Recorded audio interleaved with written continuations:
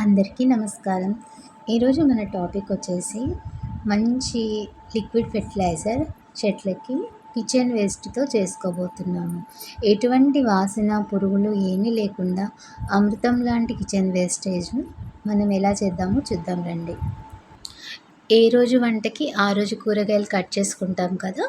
ఆ కూరగాయలలోని వేస్టేజ్‌నంతటిని ఒక బకెట్‌లో కలెక్ట్ చేసుకోవాలి. ఒక వేస్ట్ బకెట్ కింద పెట్టుకోవాలి.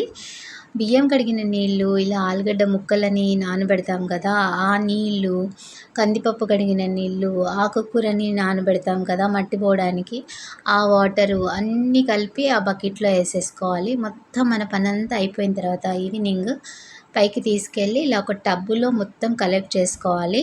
డైలీ వచ్చిన వేస్టేజ్‌ని మనం ఇలా టబ్‌లో ఏసేసుకోవాలి.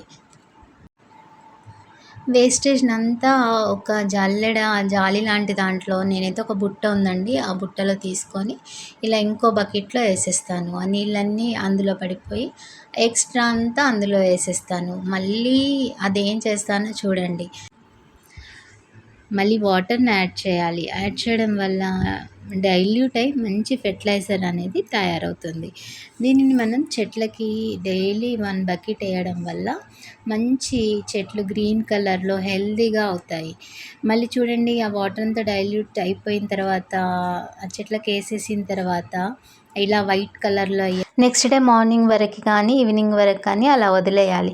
మళ్ళీ ఆ వేస్టేజ్‌లో ఉన్న రసము అంతా అందులో వాటర్‌లోకి ఇనికి మళ్ళీ మంచి లిక్విడ్ ఫెర్టిలైజర్ రెడీ అవుతుంది. ఈ విధంగా మనం ఇవ్వడం వల్ల చూడండి సమ్మర్‌లో అయినా కానీ ఎంత మంచి పూత, కాపు బావుంటుందండి. ఒక్కసారి ట్రై చేయండి. మళ్ళీ ఇంకోటి ఏంటంటే అసలు ఎటువంటి వాసన, పురుగులు ఏమీ లేకుండా హ్యాపీగా మంచిగా డైలీ అలా నేను చూయించినట్టుగా ఆ వాటర్‌ని డ్రైన్ చేసేసి ఆ ఫెర్టిలైజర్‌ని మొక్కలకిస్తే చాలా హ్యాపీగా ఉంటుందండి.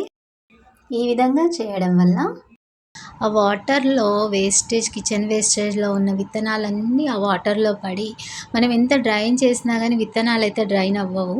అందుకని ఆ వాటర్ వేయడం వల్ల ఇట్లా మనము ఏ విత్తనం కొనకుండా మనం ఏ కూరగాయలైతే తిన్నామో మళ్ళీ రిపీట్‌గా ఆ కూరగాయల మొలకలు మనకు వస్తాయి. దాని ద్వారా మళ్ళీ మనము ఈ విధంగా మనం వెజిటబుల్స్‌ని కలెక్ట్ చేసుకోవచ్చు. చెట్లను పెంచడం అంటే ఒక రకమైన ధ్యానము. చిన్నగా ఆకుకూరలని కానీ, కూరగాయలను కానీ, ఈవెన్ టెర్రస్ పైన కానీ, బాల్కనీలో కానీ పెంచుకుంటే ఆ ఆనందమే వేరండి అసలు. ఒక్కసారి ట్రై చేయండి. Thank you for watching.